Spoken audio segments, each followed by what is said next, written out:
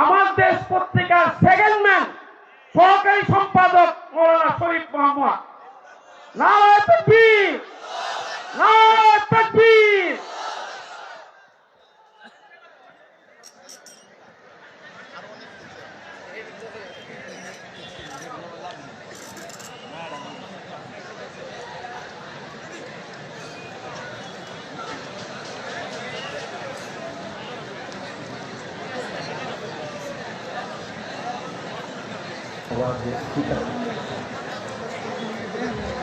السلام عليكم ورحمة الله وبركاته.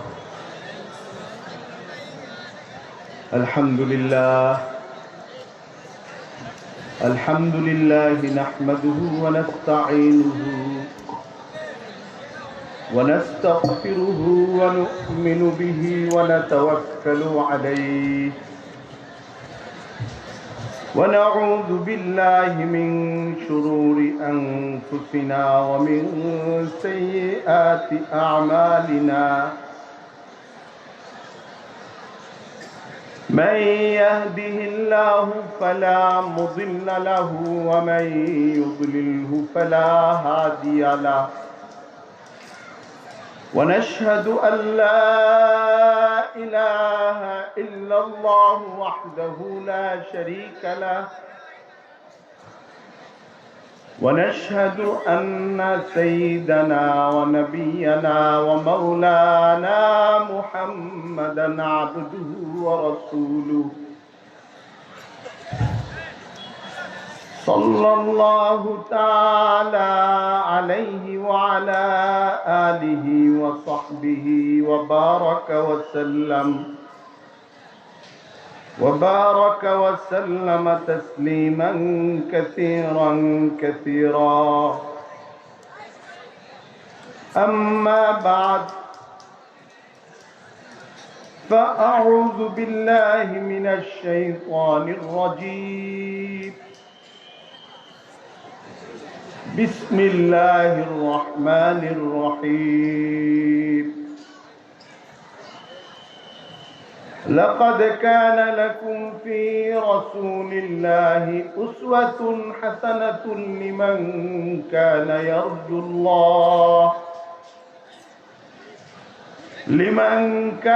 يرجو الله واليوم الآخر وذكر الله كثيرا وقال رسول الله صلى الله عليه وسلم إنما بعثت لأتمم مكارم الأخلاق أو كما قال عليه الصلاة والسلام صدق الله مولانا العظيم وصدق رسوله النبي الكريم ونحن على ذلك من الشاهدين والشاكرين والحمد لله رب العالمين.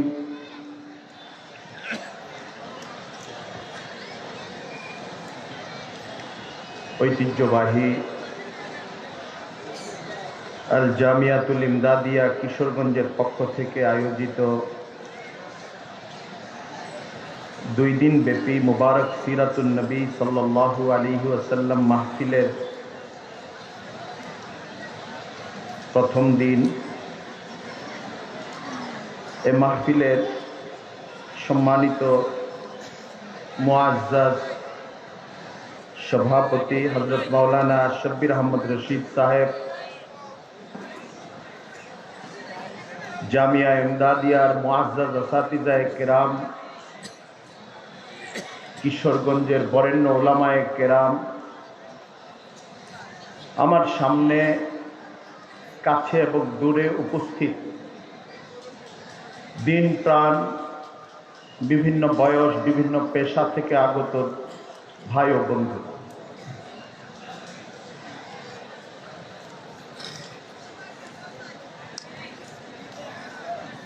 আল্লাহ তাআলার এটা অনেক বড় ফজল এবং করম যে তার সবচেয়ে প্রিয় বান্দা মাহবুব, শ্রেষ্ঠতম সর্বশেষ রসুল নবী করিম সাল্লাল্লাহু আলাইহি ওয়াসাল্লামের পবিত্র মুবারক জীবন আলোচনার একটা ধারাবাহিক আয়োজনের একটা অংশে আল্লাহ তাআলা আজকে আমাদের এখানে সমবেত হওয়ার তৌফিক দান করেছে।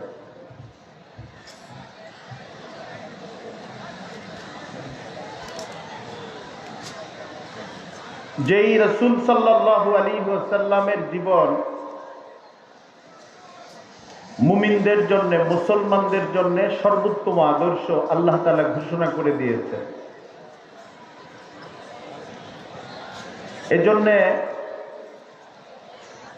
আমরা আমাদের অনুভূতি উপলব্ধির দরজা খুলে দিয়ে, দুয়ার খুলে দিয়ে হৃদয়ের গভীর থেকে শুকরিয়া আদায় করি আলহামদুলিল্লাহ। মুহতারাম হাজিরিন,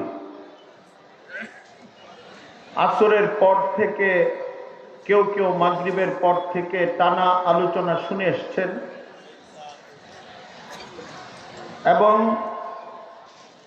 আমি এখানে আসার আগে বাংলাদেশের বরেণ্য আলেমে দ্বীন, শীর্ষস্থানীয় মুরব্বী আমাদের হযরত মাওলানা মাহমুদুল হাসান সাহেব তার সারগর্ভ বক্তব্য পেশ করেছেন। আমি আশা করছি কিছুক্ষণের মধ্যেই বাংলাদেশের আরেকজন কিংবদন্তি তুল্য আলোচক হযরত মাওলানা নজরুল ইসলাম কাসেমি সাহেব চলে আসবেন ইনশাআল্লাহ। আমি অল্প কিছু সময় সিরাতে পাকের নিসবতে মাঝখানে জোড়া লাগানোর মতো সময়টাকে কিছু কথা পেশ করার নিয়ত করেছি, চেষ্টা করব ইনশাআল্লাহ। আল্লাহ তাআলা এই কথাগুলোকে অনুধাবন করে আমল করার তৌফিক আমাকে, আপনাকে, আমাদের সকল ভাইকে দান করুন। রাসূল করিম সাল্লাল্লাহু আলাইহি ওয়াসাল্লামকে 1400 বছর পরে যখন আমরা আলোচনা করি, তখন আমাদের জেহেন বা আমাদের সাধারণ চিন্তা শক্তি থেকে প্রয়োজন হয় না বলে অনেক জিনিস দূরে চলে যায়, দূরে সরে যায়। অনেক সময় একটা বিষয়কে অনেক দিক থেকে দেখতে হয়। যদি দেখার মতো আয়োজন সেই বিষয়টার মধ্যে থাকে, শুধু একদিক থেকে দেখলে হযরত রাসূল করিম সাল্লাল্লাহু আলাইহি ওয়াসাল্লামের জীবনকে উপলব্ধি করা, তার জীবনের সৌন্দর্য, মাহাত্ম্য, তার শ্রেষ্ঠত্ব, তার জীবনের উদারতা, পৃথিবীবাসীর উপরে তার যে অবদান, এটা পুরোপুরি উপলব্ধি করা সম্ভব হয় না। এবং এখন একটা সময় শুরু হয়েছে, আপনারা জানেন, সচেতন শিক্ষিত মানুষ, অনেক কিছুই মানুষ তর্ক দিয়ে মীমাংসা করতে চায়। ইসলামের মৌলিক বিশ্বাস্য বিষয়গুলো, আকীদাগুলো, চিন্তাগুলো, সিদ্ধান্ত হয়ে যাওয়া বিষয়গুলোকেও তর্কের মধ্যে টেনে এনে মানুষ বুঝার চেষ্টা করে যে আমি ঠিক জায়গায় আছি না ভুল জায়গায় আছি। অদ্ভুত অদ্ভুত তর্কে যুক্ত হয়ে যায়। অনেকেই শিক্ষিত শ্রেণীর মধ্যে এমনও আছে, তাদেরকে আধুনিক তর্ক বিতর্ক এমন একটা পরিস্থিতিতে নিয়ে যায়, তাদের মানসিকতাকে খুব নিরসভাবে বলে যে আমাদের নবী তো নবী, আমাদের নবী তো রসুল, এটুকু তো বুঝলাম, কিন্তু পৃথিবীতে মানার মতো, আদর্শ হিসেবে গ্রহণ করার মতো আরো অনেক বড় বড় ব্যক্তি আছে। ধর্মীয় কারণে আমি আমার নবীকে সম্মান করি, কিন্তু আদর্শিক অবস্থান থেকে আরো বহু মানুষ বা আমার পছন্দনীয় আরো ব্যক্তিত্ব আছে যাদের সাথে আমি আমার নবীকে তুলনায় আনতে চাই না। অর্থাৎ তার কথাটার অর্থ থাকে এমন যে তুলনায় আনলে নাউজুবিল্লাহ নবী করিম সাল্লাল্লাহু আলাইহি ওয়াসাল্লামের আদর্শ তার কাছে ছোট মনে হতে পারে। এটা একদিনে হয় নাই। আমাদের পাঠ্যক্রম, আমাদের মিডিয়া, আমাদের পরিপার্শ্ব চর্চার মধ্য দিয়ে এই জায়গায় আমাদের নতুন প্রজন্ম এবং আধুনিক শিক্ষিত বিশাল শ্রেণীর মানুষকে নিয়ে গিয়েছে। আবার আমাদের মতো যারা রয়েছি তাদের মধ্যে সন্তুষ্টিদায়ক একটা জিনিস তো থাকে, সেটা হলো আমার নবী, আমার রসুল, আমি তাকে ভালোবাসি, আমি তাকে মানি, বাস। তার সম্পর্কে আর আমার কিছু জানার দরকার নাই, আমি অন্য আর কিছু বুঝবো না, জানবো না। নবী করিম সাল্লাল্লাহু আলাইহি ওয়াসাল্লামের মাহাত্ম্যটাকে হৃদয়ে দিয়ে উপলব্ধি করার মতো কোনো মালুমাত, কোনো জ্ঞান, কোনো পর্যবেক্ষণের কাছেও আমি যাব না, এরকমও থাকে। এই অবস্থান যাদের থাকে, যদি সচ্চা পাক্কা ঈমান নিয়ে দুনিয়া থেকে চলে যেতে পারেন, উনি কামিয়াব। তার অন্য কিছু জানার আসলে দরকার নাই। কিন্তু আমাদের এখানে বাতিলের হাতছানি এত বেশি থাকে যে প্রত্যেক জিনিসের সঙ্গে সঙ্গে তার প্রতিরোধক কিছু জিনিসেরও দরকার হয়। এই জন্য আজকে হযরত রাসূল করিম সাল্লাল্লাহু আলাইহি ওয়াসাল্লামকে আমরা কেন আদর্শ হিসাবে মানব? নবী তো তিনি আমাদের, আল্লাহ তো পাঠিয়েছেন মানার জন্যে। আল্লাহ শেষ নবী হিসাবে পাঠিয়েছেন মানার জন্যে। আল্লাহ তাকে শেষ নবী হিসাবে পাঠিয়েছেন মানে হলো কিয়ামত পর্যন্ত, সময় পর্যন্ত গোটা দুনিয়ার মানুষের জন্য মানার মতো মানুষ উনি। উনাকে অনুসরণ করব, উনাকে মানব, উনার দেওয়া বিধান, উনি যে শরীয়ত রেখে গেছেন এটা অনুসরণ করে আমরা চলব। কিন্তু একটু সাদা চোখে আমরা কয়েকটা পৃষ্ঠা যদি উল্টাই, কেন তাকে মানবো, এর বাইরে আর কি লজিক আছে, আর কি যুক্তি আছে? যুক্তির বিশাল সমুদ্রে আমার ঢুকার দরকার নাই। মোটা দাগের কয়েকটা যুক্তি আমার সামনে থাকলে আমার বুঝ, আমার উপলব্ধিটা একটু মজবুত হয়, একটু সুন্দর হয়। ভারত উপমহাদেশ এবং আরব দেশগুলোর গত কয়েকশো বছরের যারা সিরাত নিয়ে কাজ করেছেন, তারা সিরাতের অন্যান্য আলোচনার পাশাপাশি এই বৈশিষ্ট্যগুলো নিয়েও কাজ করার চেষ্টা করেছেন। রাসূলুল্লাহ সাল্লাল্লাহু আলাইহি ওয়াসাল্লামের অনন্য বৈশিষ্ট্য, উনি কোন জায়গায় পৃথিবীর সকল আদর্শের চেয়ে আলাদা, শ্রেষ্ঠ। আপনার সামনে অনেক রাষ্ট্রনায়কের কথা আনা হবে, আপনার সামনে অনেক রাজনৈতিক নেতার কথা আনা হবে,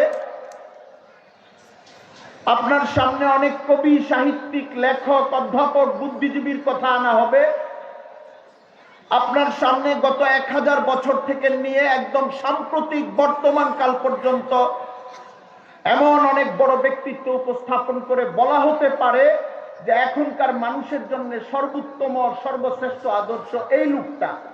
এই প্রশ্ন যদি উঠে আর আমি যদি নবীর উম্মতি হিসাবে বলার চেষ্টা করি যে আমার নবীর আদর্শই সর্বশ্রেষ্ঠ, এর তো কয়েকটা পয়েন্ট আমাদের দরকার, নাকি দরকার নাই? ওনারা মেহনত করে এই কাজগুলো করে গিয়েছেন। আমি নতুন কোনো কথা আজকে বলবো না, তাদের নির্যাস কয়েকটা পয়েন্ট আপনাদের কাছে পেশ করার চেষ্টা করি। হযরত রাসূল করিম সাল্লাল্লাহু আলাইহি ওয়াসাল্লামের জীবনকে বলা হয় সিরাত, ব্যাপক অর্থে, প্রচলিত অর্থে। সিরাত শব্দের অনেক অর্থ। আজকের আধুনিক পৃথিবীতে, বর্তমান পৃথিবীতে সিরাতুন নবী মানে নবীর জীবন নিবে। কোন মানুষের জীবন এত বিশুদ্ধ বর্ণনায় তার জীবনটা বর্ণিত নাই। আপনি 100 বছর আগের এমন অনেক মানুষ পাবেন, তার জীবনের উপরে মোটা বই, বলা হবে তার সম্পর্কে অমুকের ধারণা জিনিস আছে, যে বাজারে প্রচলিত গল্পে এই কথাটা পাওয়া গেছে, এই হিসাবে ওনার এই জীবনটা দাঁড় করানো হয়েছে। ব্রিটিশ আমলের অনেক গল্পের ক্ষেত্রে আপনি এটা পাবেন।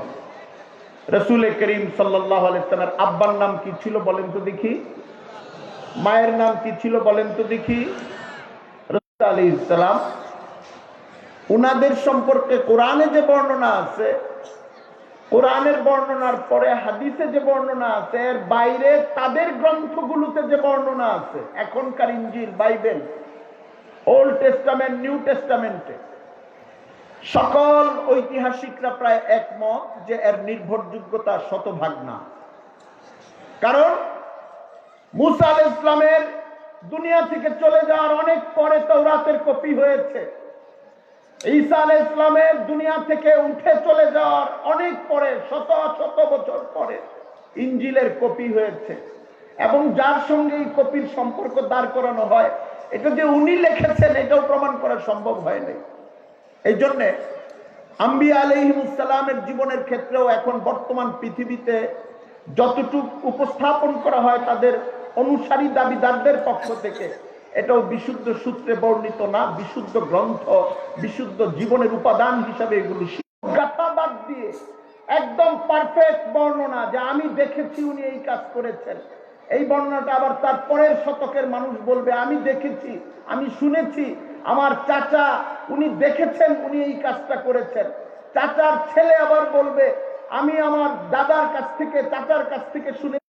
এইভাবে দশম পুরুষ, 20তম পুরুষ পর্যন্ত প্রত্যক্ষ সাক্ষ্যের মাধ্যমে নবী করিম সাল্লাল্লাহু আলাইহি ওয়াসাল্লামের যে বিশুদ্ধ জীবন 1400 বছর পরে আমরা এখনো পাই, এটা নিয়ে বিশেষ করে কোরআনেও আছে, হাদিসেও আছে, রাসূলের সিরাতেও আছে। বদরের পরে উহুদের যুদ্ধ হয়েছে। মুসলমান এবং অমুসলমান কোন গবেষক বলতে পারে নাই উহুদের যুদ্ধ নামে কোনো যুদ্ধ হয় নাই। নবী করিম সাল্লাল্লাহু আলাইহি ওয়াসাল্লামের মাঝখানে প্রত্যেকটা ঘটনা ওনার জন্ম থেকে নিয়ে মৃত্যু পর্যন্ত কোরআন অথবা সহিহ হাদিস অথবা ইতিহাসের সঠিক সূত্র সবচেয়ে নির্ভরযোগ্যভাবে রাসূল করিম সাল্লাল্লাহু আলাইহি ওয়াসাল্লামের জীবন বর্ণিত আছে। পৃথিবীর মানুষ কাকে আদর্শ হিসেবে গ্রহণ করবে আলোচনা করেছেন। তারা বলেন অন্যতম প্রধান কারণ হলো রাসূলকে আদর্শ মানার তার জীবনটা বিশুদ্ধ বর্ণনায় বর্ণিত এবং আল্লাহ তাআলা প্রেরিত হওয়ার পরে সবচেয়ে বিশুদ্ধ বর্ণনায় গোটা পৃথিবীর মানুষের কাছে তার জীবনটা উপস্থাপিত। এই জন্য মানার ক্ষেত্রে, আদর্শ হিসাবে গ্রহণ করার ক্ষেত্রে পৃথিবীতে যুক্তির দিক থেকে তার চেয়ে অগ্রসর কোনো মানুষ নাই। 2 নাম্বার, রাসূল করিম সাল্লাল্লাহু আলাইহি ওয়াসাল্লামের জীবনের সঙ্গে অন্যান্যদের জীবনের একটা পার্থক্য দেখবেন।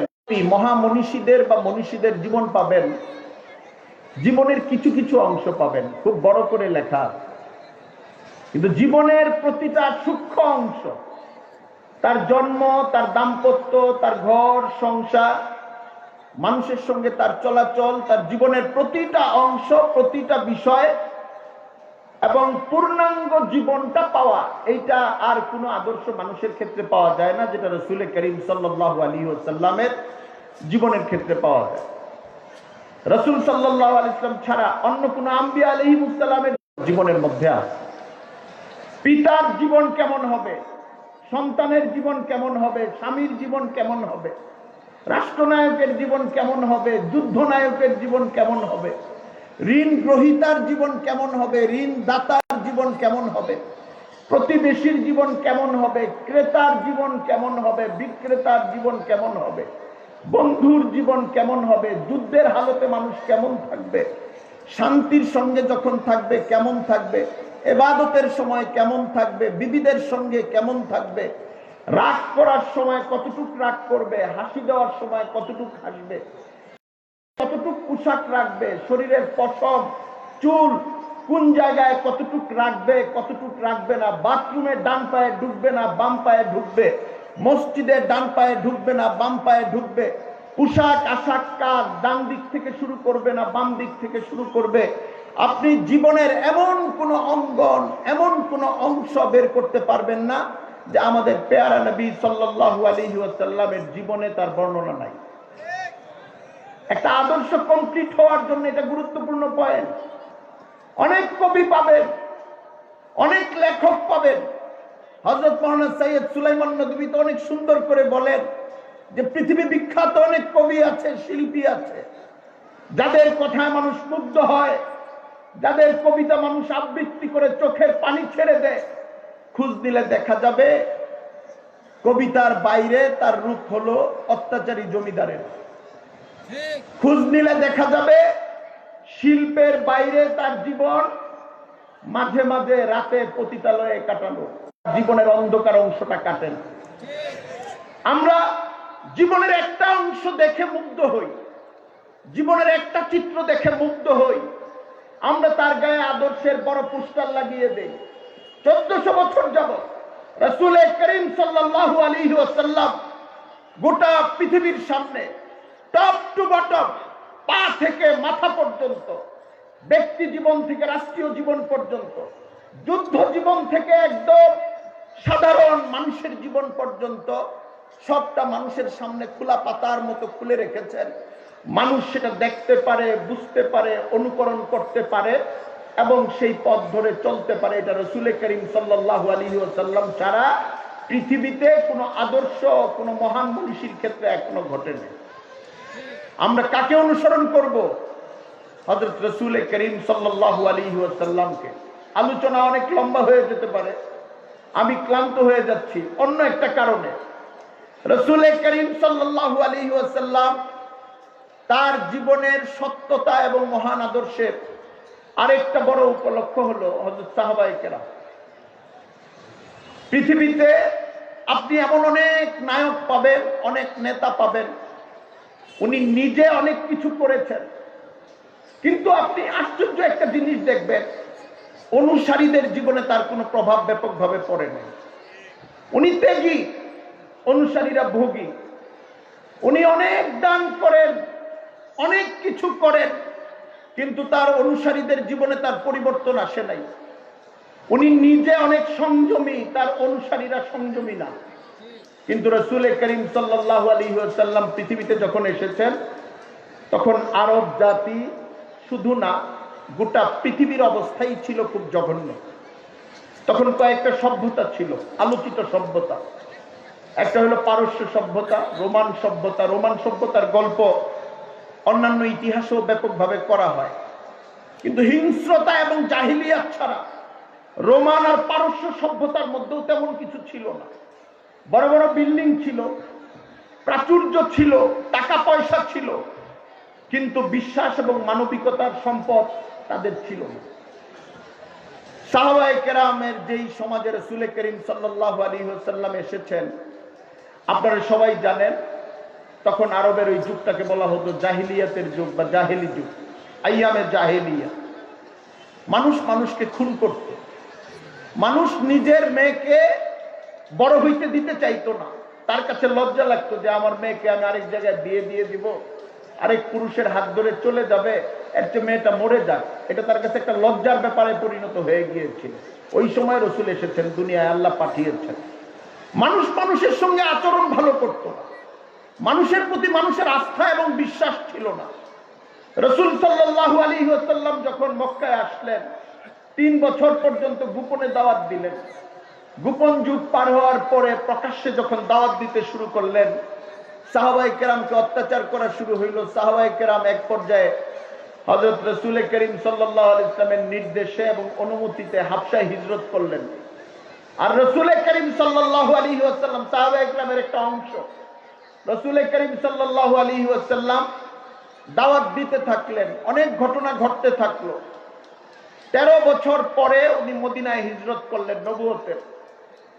এরপরে আরো 10 বছর দুনিয়াতে থাকলেন।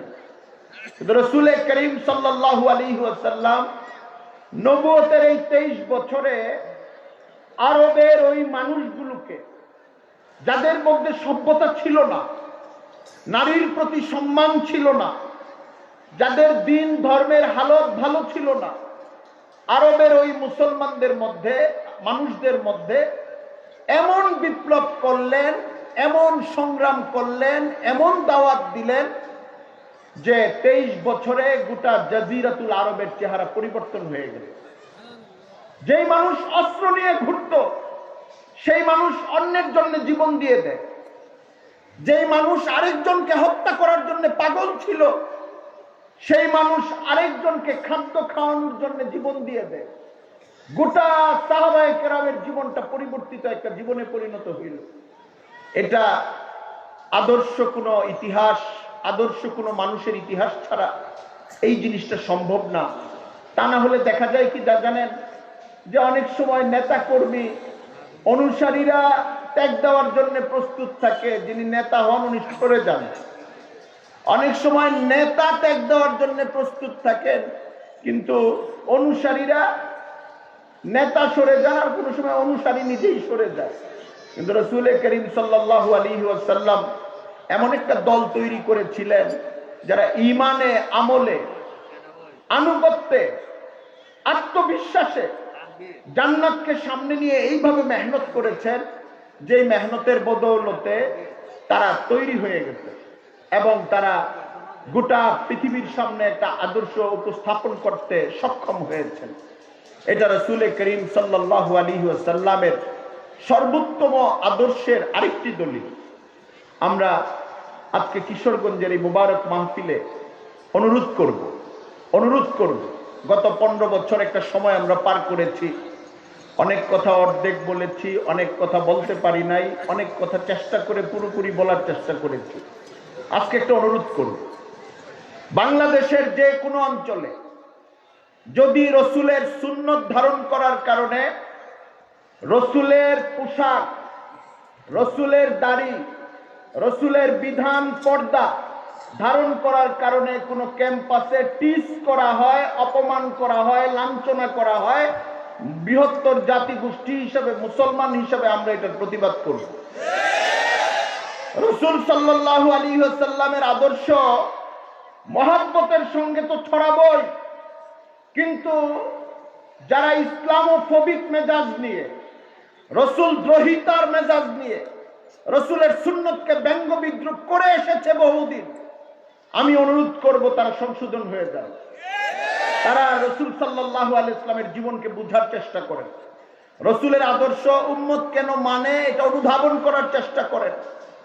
কোন কলেজে, কোন ইউনিভার্সিটিতে, যে কোনো পর্যায়ে মুসলিম বংশোদ্ভূত হোক অথবা অন্য কোনো ধর্মাবলম্বী হোক, আমি গায়ে হাত দিতে বলবো না, পর্দার কারণে কোনো মেয়েকে যদি টিচ করে, ক্লাস থেকে বের করে দেয়, পরীক্ষার হল থেকে বের করে দেয়, কোনো কলেজ কিংবা ইউনিভার্সিটি থেকে, যেটা গত কয়েক বছর ঢাকা ইউনিভার্সিটিতে এই সংকট তৈরি হয়েছিল, আমি অনুরোধ করব শিক্ষিত জনসমাজের কাছে, প্রশাসনের কাছে, শিক্ষাবিদদের কাছে, রাষ্ট্র যারা চালান তাদের কাছে, এটা নাগরিক অধিকার, ধর্মীয় অধিকারের মধ্যে পড়ে।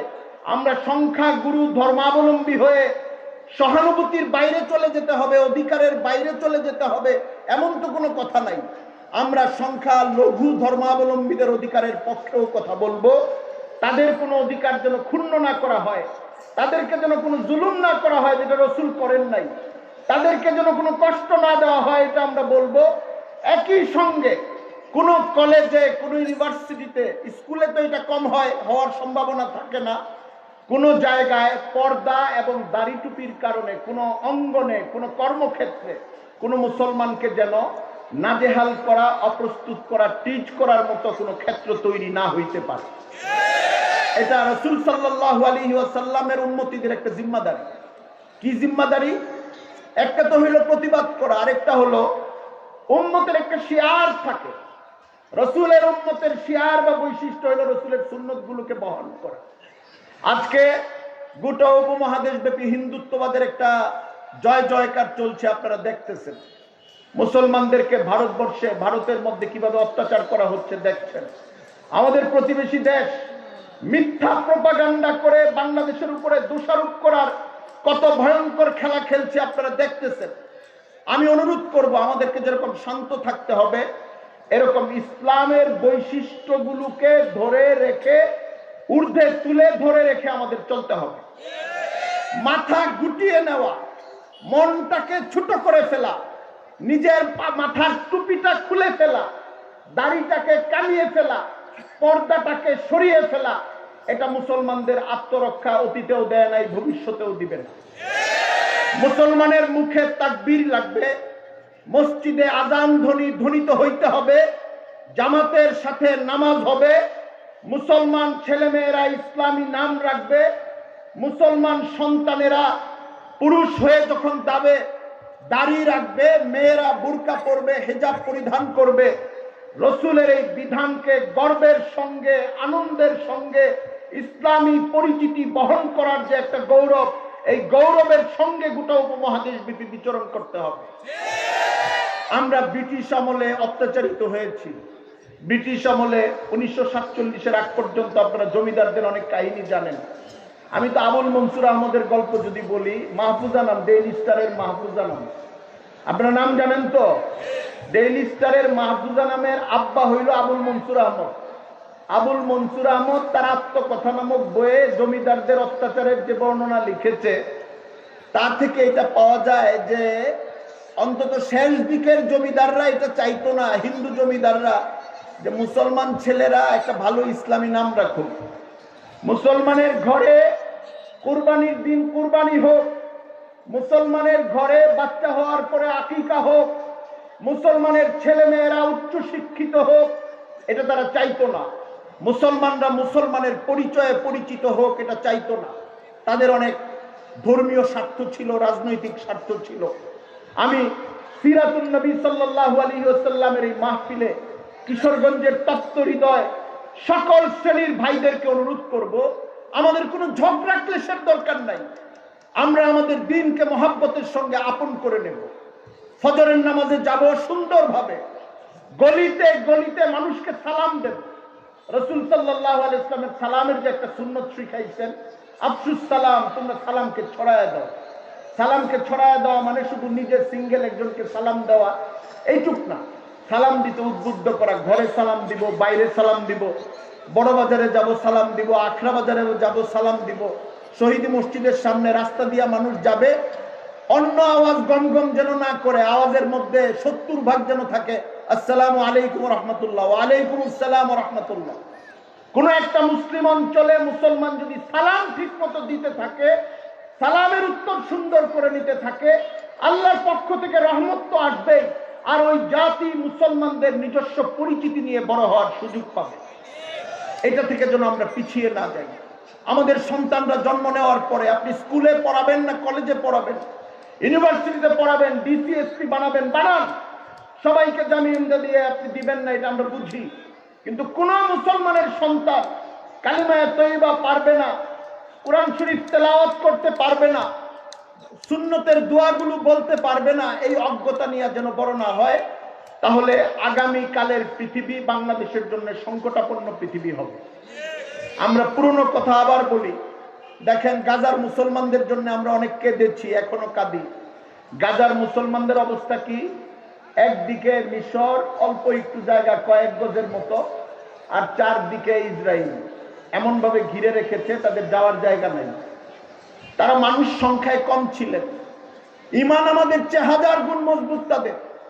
এত লড়াই করছেন, এত সংগ্রাম জিহাদ তারা করছেন, তারপরেও তাদের কান্নার রক্তের চিত্র আমরা দেখছি। হে বাংলাদেশের মুসলমান, সংখ্যালঘু কিংবা অন্য ধর্মাবলম্বী মানুষকে জুলুম করার কোনো প্রয়োজন নেই, ইসলাম জুলুমকে অনুমতি দেয় না, কিন্তু নিজের পরিচিতিকে ভুলে যাওয়ার সুযোগ নাই। আমরা যদি মুসলমান হিসাবে আমাদের পরিচিতি, রাসূলের উম্মতি হিসাবে আমাদের যে পরিচিতি, এটা ভুলে যাই, তাহলে বাংলাদেশের চারপাশে কিন্তু কোনো মুসলিম দেশের মানচিত্র নাই। গাজার এক পাশে তো মিশরের একটু অংশ আছে, রাফা ক্রসিং। আমাদের দেশের চারপাশের বেশিরভাগ অংশে একটা দেশ, অল্প একটা অংশে আরেকটা দেশ, এটা অমুসলিম দেশ। আপনি বলতে পারেন তাহলে তো খুব ভয়ের কথা। আমি আল্লাহর উপরে ভরসা করে বলতে চাই, বাংলাদেশে মুসলমানদের এখনো পর্যন্ত যে হালাত, যদি আমাদের ভেতরে ইসলামের শিয়ারগুলো থাকে, রাসূল করিম সাল্লাল্লাহু আলাইহি ওয়াসাল্লামের সুন্নতের প্রতি প্রেম থাকে, দ্বীনের কাজের প্রতি মহব্বত থাকে, আমাদের নতুন প্রজন্মকে দ্বীন শিখিয়ে শিখিয়ে বড় করি। 20 কোটি নাগরিকের এই জনপদ যদি 100 কোটি নাগরিকের কোন জনপদ গিলে ফেলতে চায়, ওই দেশের পেটের ভেতরে ক্যান্সার হয়ে যাবে, এই দেশকে গিলে ফেলতে পারবে না।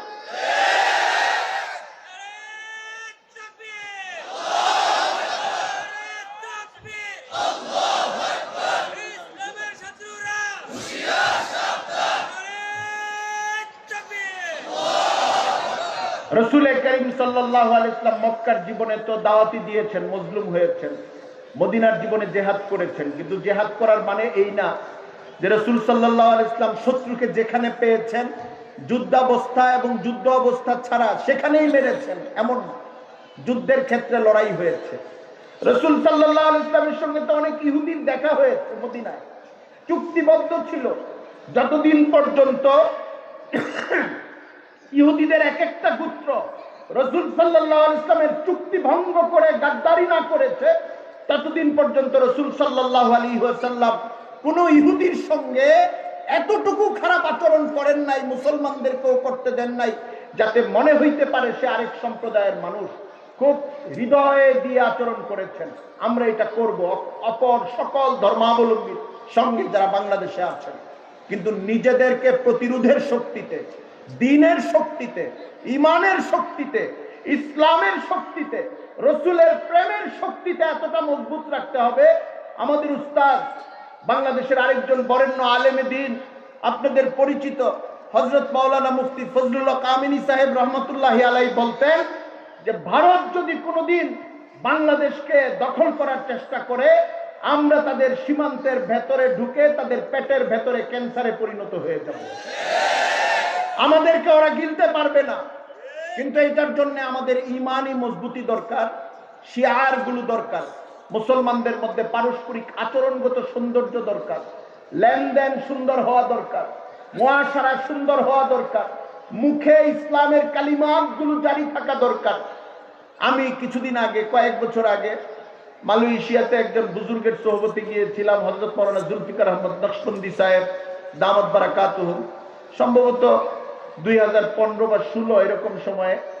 মজলিস শেষ হওয়ার পরে যখন চলে আসি, শেষ বৈঠক, উনি হেদায়াত পেশ করছেন সবাইকে। 3-4 দিনের মজলিস ছিল। প্রথম মজলিস, মানে প্রথমবার যখন তার কাছে গিয়েছিলাম, আমার একটা কথা খুব মনে আছে। অন্য অনেকগুলো কথার সঙ্গে উনি বলছিলেন যে সন্তানদের মধ্যে কালিমাতুল ইসলাম গুলোকে জারি করে দেওয়া।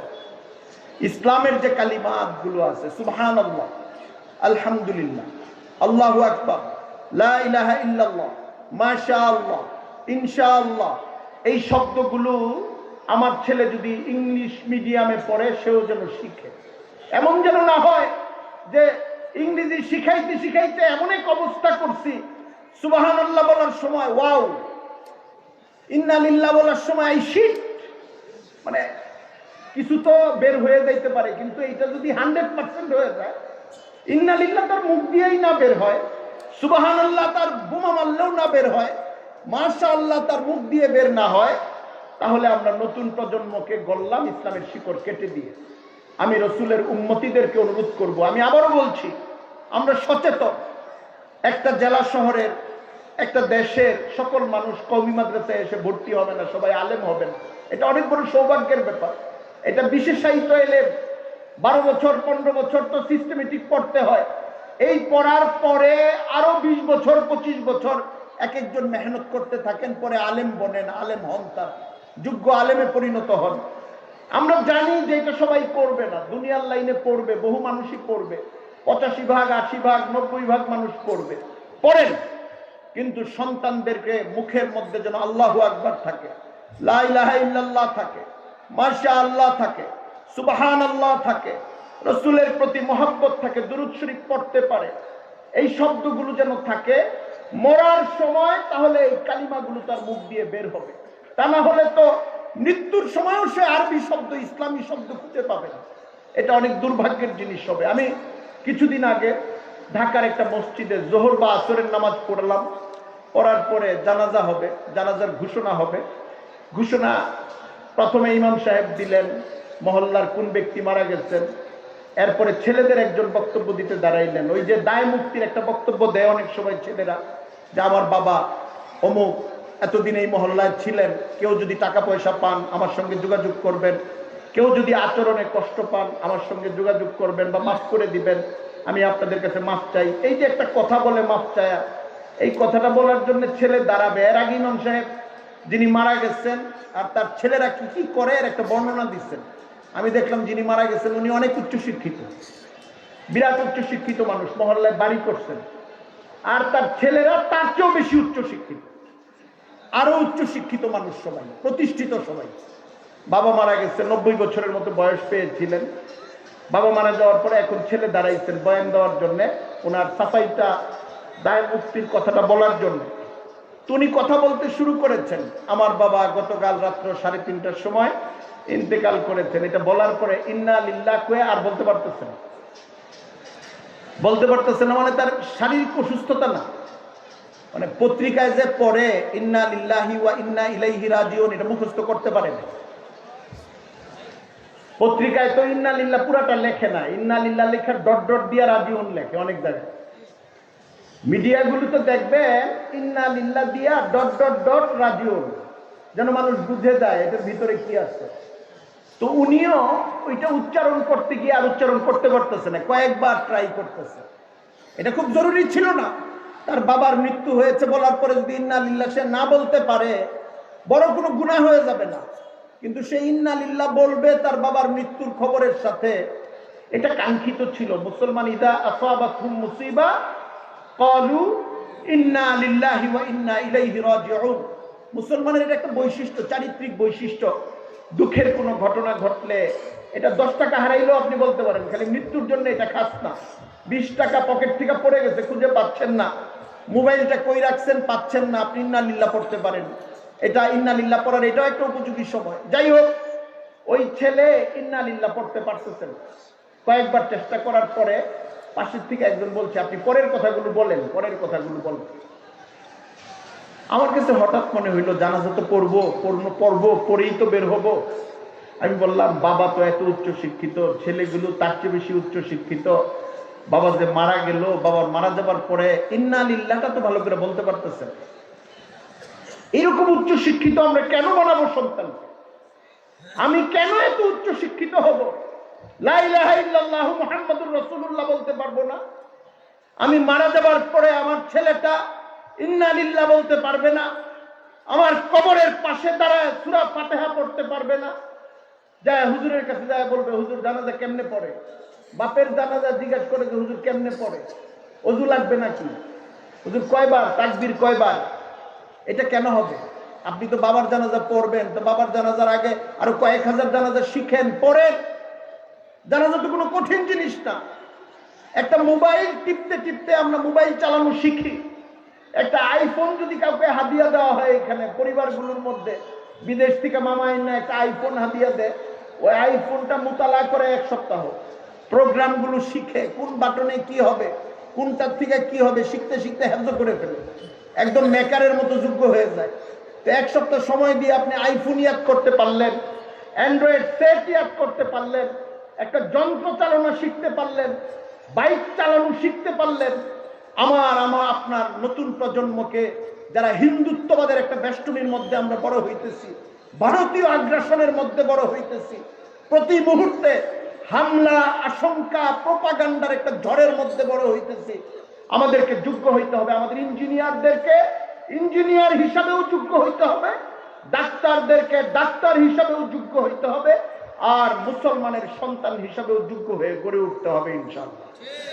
আজকে রাসূল করিম সাল্লাল্লাহু আলাইহি ওয়াসাল্লামের সিরাতে মুবারাকের এই মাহফিলে আমি আমার কিশোরগঞ্জের মহব্বতের ভাইদেরকে বলবো, কারণ কিশোরগঞ্জ হইল হযরত মাওলানা আতহার আলী সাহেবের জনপদ, কিশোরগঞ্জ আলেমদের জনপদ। কিশোরগঞ্জ 70 বছর 80 বছর যাবত ব্রিটিশ আমলের শেষ দিক থেকে এখানে এলেমের বিতরণ হয়, এখানে ইসলামের চর্চা হয়, মসজিদে মসজিদে আজান হয়। কিশোরগঞ্জ আলেমদের এত সমৃদ্ধ জনপদ, বাংলাদেশে আর 1-2টা জনপদ এমন থাকতে পারে যেখানে প্রচুর আলেম, সাধারণ মানুষের সঙ্গে আলেমদের এই পরিমাণ সম্পর্ক। কোনো মানুষের শান্তি হরণ করার প্রয়োজন নাই, কোনো মানুষের প্রতি জুলুম করার প্রয়োজন নাই, কিন্তু আমাদের সুন্নতগুলো আমাদের ধারণ করা প্রয়োজন, আমাদের নবীকে আমাদের চেনা প্রয়োজন। আমরা কেন নবীর উম্মত, আমরা কেন তাকে মহব্বত করি, আমরা কেন তাকে ভালোবাসি, আমরা মওত পর্যন্ত কেন নবীর আদর্শের উপরে থাকব, এই জায়গাটার বোঝাপড়া আমার সঙ্গে যেন আমার পরিষ্কার থাকে। আমার সন্তান, আমার ছেলে হোক মেয়ে হোক, আমি তাকে দিন শিখাবো। ইঞ্জিনিয়ার বানাইতে গেলে ইঞ্জিনিয়ারও বানাবো, কিন্তু দিন শিখাবো। ডাক্তার বানাবো, প্রশাসক বানাবো, পুলিশ অফিসার বানাবো, মেজর জেনারেল বানাবো। এরা তো সবাই আমাদের ভাই।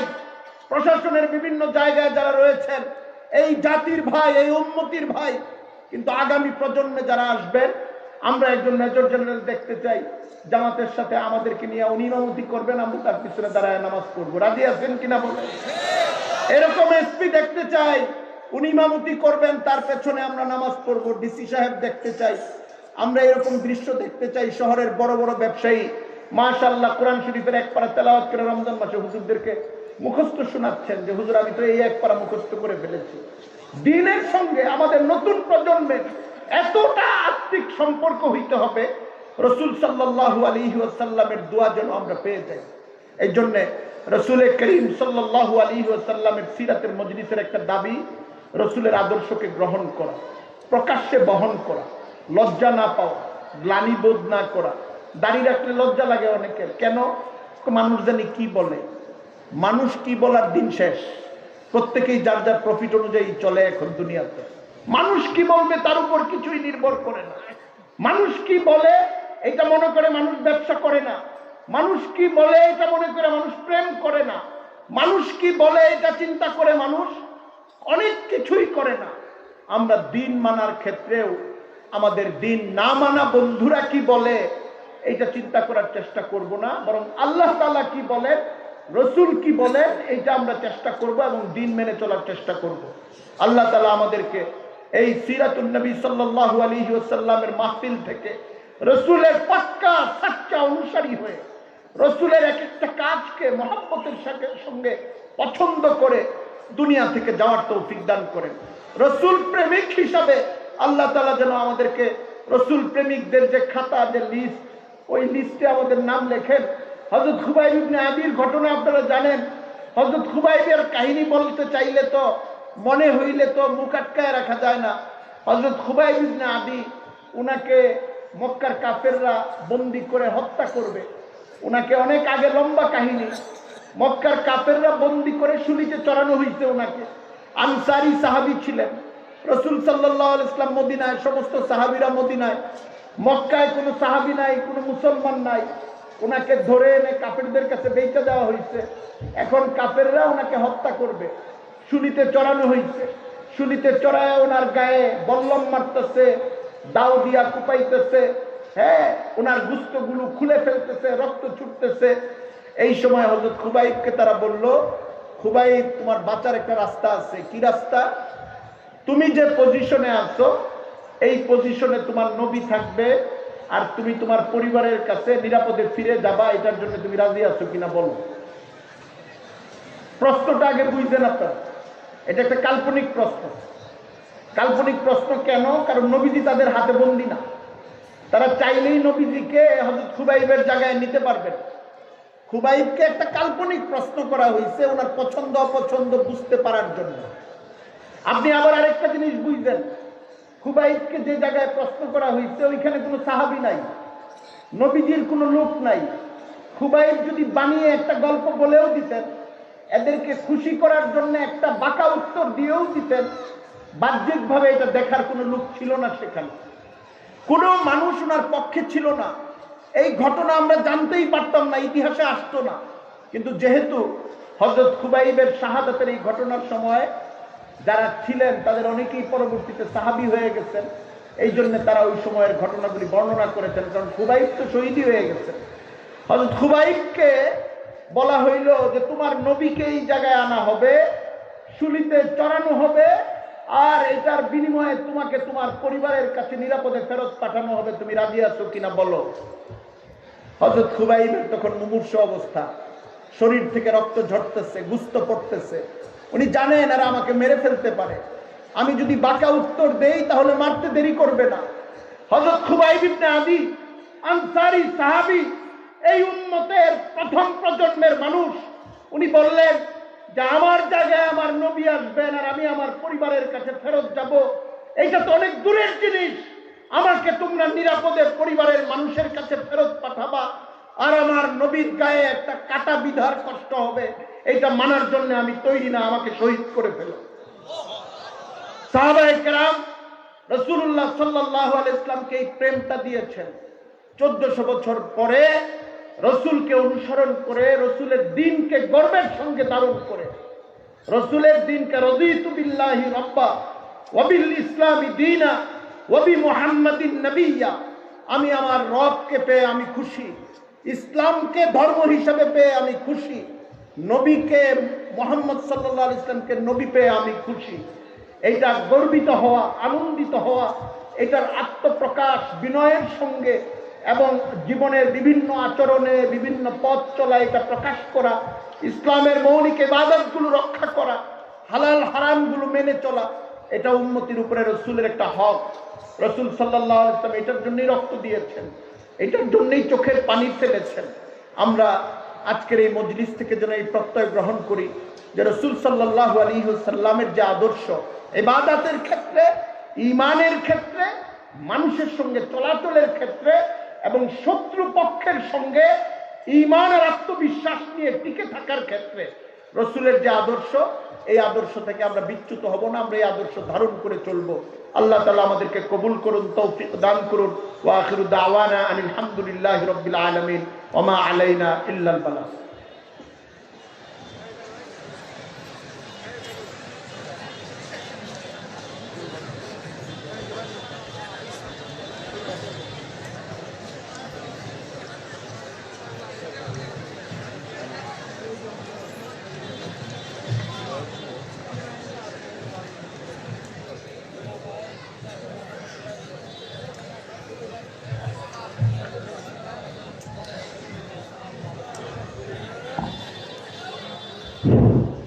আলহামদুলিল্লাহ,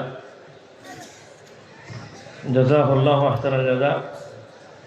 তো আমাদের কাঙ্ক্ষিত মেহমান মুফতি নজরুল ইসলাম কাসিমি দামাত বারাকাতুহু হুজুর আসতেছেন। আসতে আসতে ফাঁকা সময়ে আমাদের মাঝে কথা বলবেন আল জামিয়াতুল ইমদাদিয়ার মুহাদ্দিস হযরত মাওলানা হাফেজ শোয়েব আব্দুর রব হাফিজাহুল্লাহ।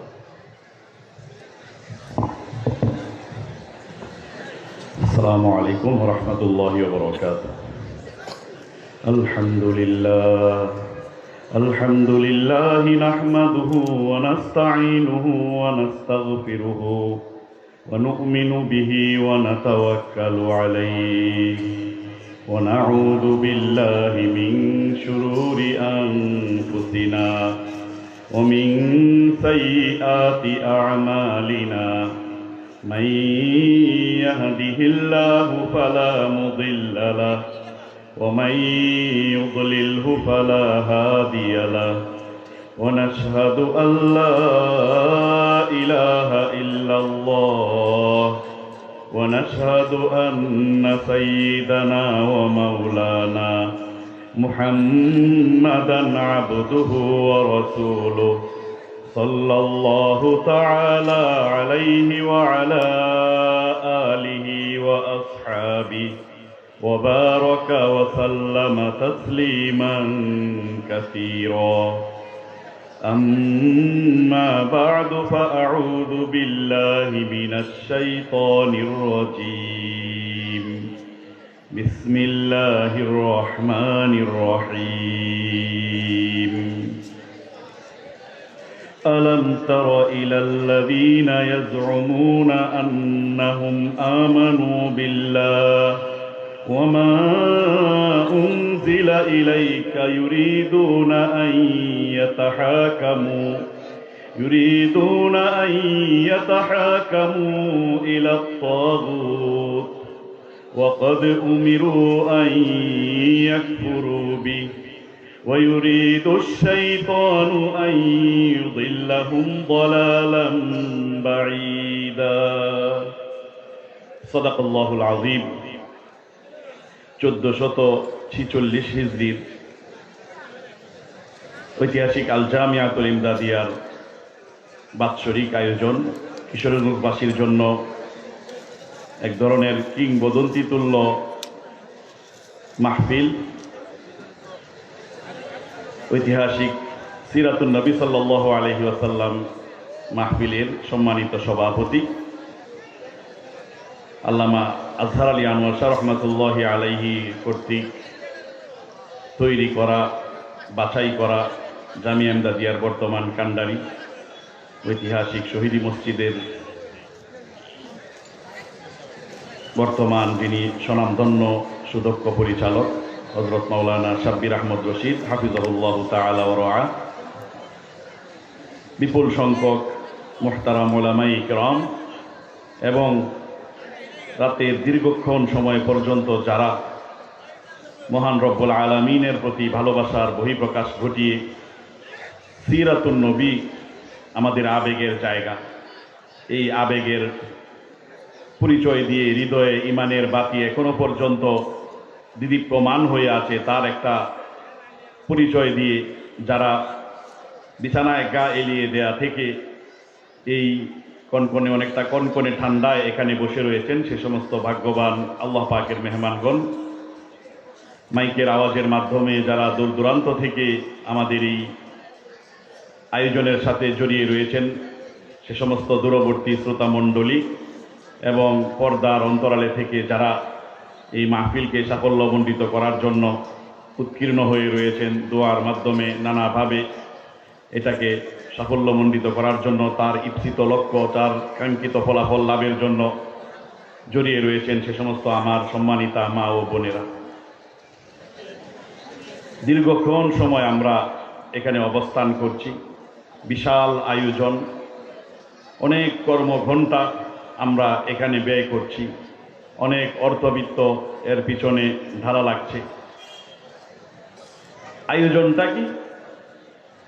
একটা ব্রিজ বানানো হবে, একটা হাসপাতাল নির্মাণ করা হবে, 500 লোকের 1000 লোকের কর্মসংস্থানের ব্যবস্থা করা হবে, এমন কোনো আয়োজন না। 1450 বছর পূর্বে চলে গেছেন একজন ব্যক্তিত্ব, যিনি দুনিয়াতে আগমন করার আগেই পিতৃহারা হয়েছেন। দুনিয়াতে আগমনের কিছুদিনের মধ্যেই মাতৃহারা হয়ে এতিম হয়ে সমাজে বেড়ে উঠেছেন। একটা অক্ষর জ্ঞান পৃথিবীর কোনো মানুষের কাছ থেকে যিনি লাভ করেন নাই, এমন একজন ব্যক্তিত্বকে কেন্দ্র করে, এমন একজন মহান মানুষের জীবনীকে কেন্দ্র করে এই 21 শতাব্দীর এই সময় যখন মানুষ মঙ্গল গ্রহে যাওয়ার জন্য টিকিট কাটতেছে, মহাকাশে মানুষ প্রমোদতরী নিয়ে রওনা করছে, এমন উত্তর আধুনিক যুগে সেই 1450 বছর পূর্বের এক বালুকময় পৃথিবী থেকে বিচ্ছিন্ন আমাদের অনেকের কাছেই মধ্যযুগের বর্বর সেই সময়ে অন্ধকার সেই সময়ে আবির্ভূত হওয়া এক ব্যক্তির জীবনী নিয়ে এই সময়ের এইরকম একটা সময়ের মধ্যে বসে থাকা, এত আয়োজন করা, এত কর্মঘণ্টা ব্যয় করা, এত কর্মযজ্ঞের যোগান দেয়া ব্যবস্থা করা, এটার যৌক্তিকতা, এটার প্রাসঙ্গিকতা, এই কাজের বাস্তবতা কতটুকু?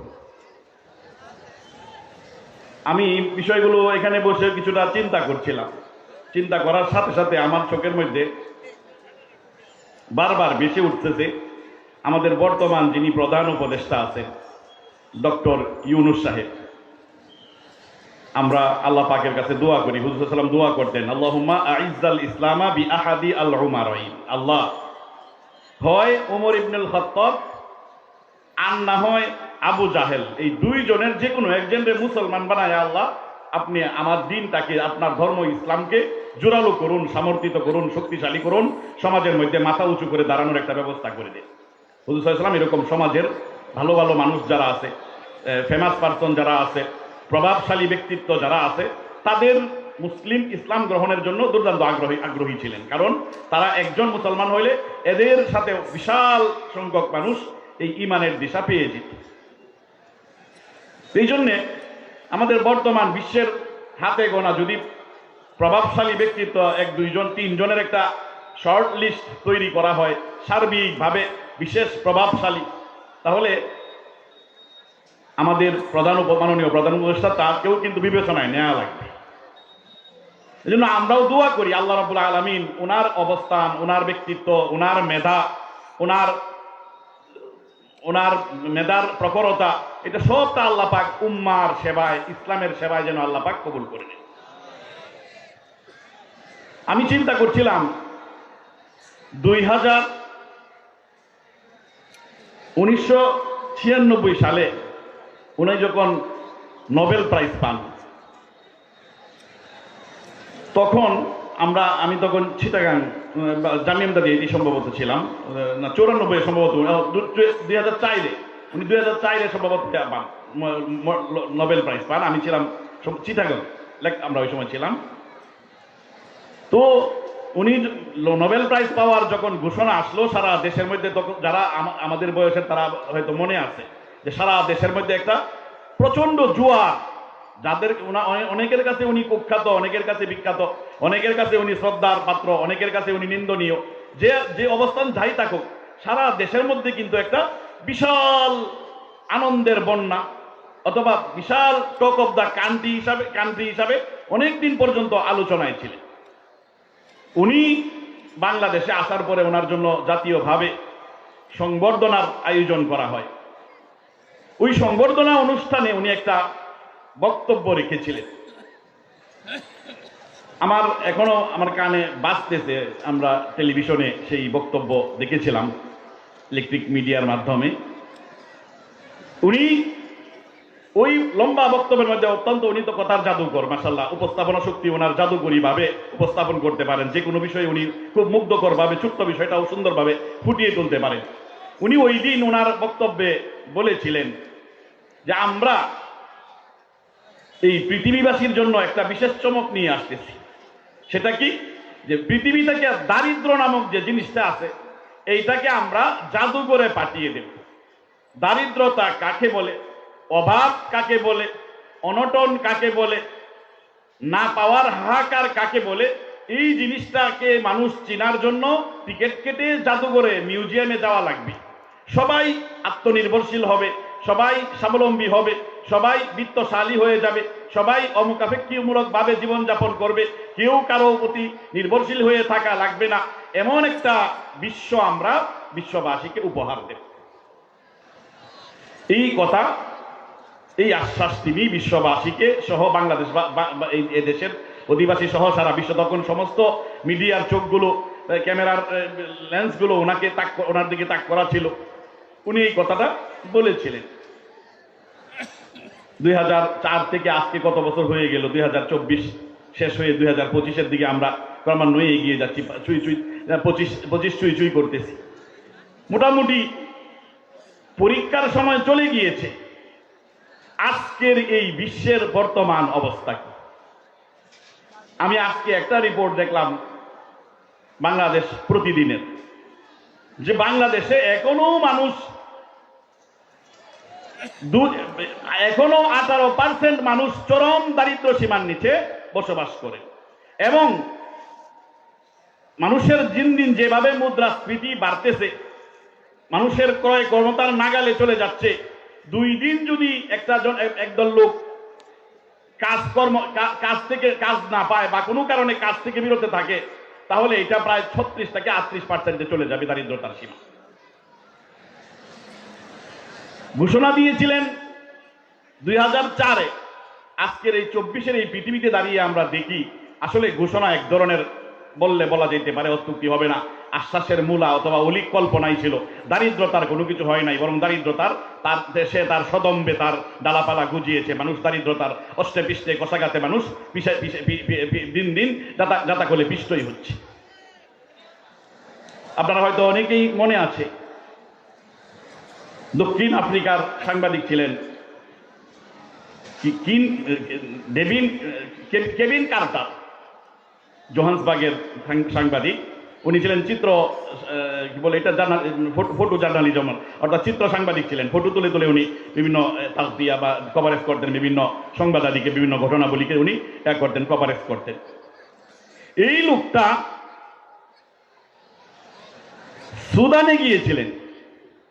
সুদান আফ্রিকার, আমরা সবাই জানি যে সুদান আফ্রিকার একটা অঞ্চল। ওইখানে যাওয়ার পরে সেখানে তিনি আফ্রিকায় দুর্ভিক্ষ, তখন সুদানে দুর্ভিক্ষ চলছিল 19-এর দশক, এই তো 1994 সম্ভবত দুর্ভিক্ষ চলছিল। উনি গেলেন ছবি তোলার জন্য। হঠাৎ করে এই দুর্ভিক্ষের মধ্যে যে মানুষ মারা যাচ্ছে, হাড্ডি সার, কঙ্কাল সার বুনিয়াদম পরে রয়েছে, এখানে শুষ্কতার কারণে পশু পাখি মারা যাচ্ছে, এগুলো উনি চিত্র ধারণ করবেন।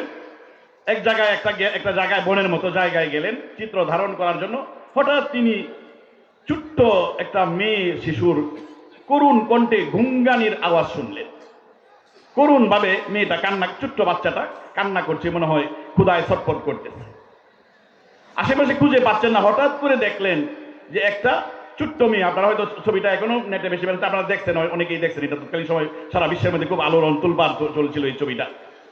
একটা ছোট্ট শিশু, 4-5 বছরের একটা শিশু, মেয়ে কন্যা শিশু, সে উপুর হয়ে, কাক যেভাবে পড়ে থাকে এভাবে উপুর হয়ে এই খাবারের দিকে তাকিয়ে রয়েছে। সামনে খাবার লওয়ার মতো তার যে ডাস্টবিনের মধ্যে যে পড়ে রয়েছে খাবারের উচ্ছিষ্ট, এটার দিকে ফেল ফেল লোভাতোর লুলুপ দৃষ্টিতে তার প্রচন্ড ক্ষুধার কারণে এটার দিকে তাকিয়ে রয়েছে। তার একটু পিছনেই একটা শকুন খাবারের দিকে না, এই বাচ্চাটার দিকে সেন দৃষ্টিতে তাকিয়ে রয়েছে, এবং শকুনের মুভমেন্ট নড়াচড়ায় বোঝা যাচ্ছে যে শকুন অপেক্ষায় আছে কখন এই বাচ্চাটা মারা যাবে আর বাচ্চাটাকে গিলে খেয়ে ফেলবে। এই চিত্রটা উনি, বাচ্চা শকুন, এর পিছনে এই চিত্রকর এই কেভিন কার্টার উনি এটা করলেন, ক্লিক করে ধারণ করলেন, এবং নিউ ইয়র্ক টাইমসের কাছে তিনি এই চিত্রটা বিক্রি করলেন 1994 সম্ভব, আমার 94 বা 96 দুইটা যে কোনো একটা হবে, মাথার কাজ করতেছে না। এবং আপনারা জানেন যে সাংবাদিকতার জন্য একটা বিশেষ পুরস্কার আছে বৈশ্বিকভাবে, অত্যন্ত মর্যাদার একটা অ্যাওয়ার্ড আছে, যে পুলিৎজার, সম্ভবত এটা ফ্রান্স থেকে দেওয়া হয় বা জার্মানি থেকে দেওয়া হয়। যেরকম ভাবে নোবেল প্রাইজ আছে সারা বিশ্বময়, এটা খুব মানুষের কাছে সমাদৃত, মানুষের স্বপ্নীল একটা বিষয়। অনুরূপভাবে বাদশাহ ফয়সল মুসলিম উম্মার জন্য আছে, বাদশাহ ফয়সল পুরস্কার আছে। ঠিক তেমনি ভাবে সাংবাদিকদের জন্য এই পুরস্কারটা দেওয়া হয়। ওই চিত্রটা, ওই ছবিটা, ওই বছর, এই যে কেভিন কার্টার এই চিত্রটা ধারণ করার জন্য তিনি সেদিন, ওই বছর তিনি ওই পুলিৎজার পুরস্কারের জন্য উনি নির্বাচিত হয়েছিলেন। কিন্তু দুর্ভাগ্যজনক ভাবে এই লোকটা ডিপ্রেশনে পড়ে, এই যে দৃশ্য, করুণ দৃশ্য, একজন বনি আদম খাবারের দিকে লুলুপ দৃষ্টিতে তাকিয়ে রয়েছে, আর এই বাচ্চাটা, শিশুটা মারা যাবে সেই অপেক্ষায় একটা শকুন তার দিকে তাকিয়ে রয়েছে, এমন করুণ দৃশ্য, হৃদয়ে বিদারক দৃশ্য, এই অমানবিক দৃশ্যটা তার হৃদয়ের মধ্যে এমন ভাবে, বিবেকের মধ্যে এমন ভাবে নাড়া দিল, উনি ওই সম্ভবত পুরস্কারটা তিনি গ্রহণ করতে পারেন নাই, তার আগেই তিনি সুইসাইড করে আত্মহত্যা করেছিলেন। তাহলে পৃথিবী থেকে দারিদ্রতাকে দূর করার জন্য, মানুষকে দুমুঠো বা সাধারণভাবে আত্মনির্ভরশীল হয়ে দুমুঠো খাবারের অন্ন যোগানোর জন্য, মানুষের অভাব মোচনের জন্য এই পৃথিবীর মধ্যে মানুষের চেষ্টা, সাধনা, শ্রম দেওয়ার কোনো কমতি নাই।